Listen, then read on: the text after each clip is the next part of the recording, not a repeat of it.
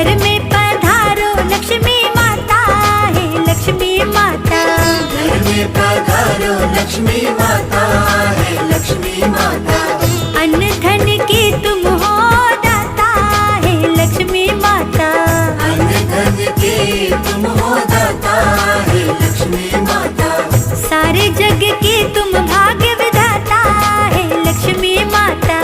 सारे जग की तुम भाग्य विधाता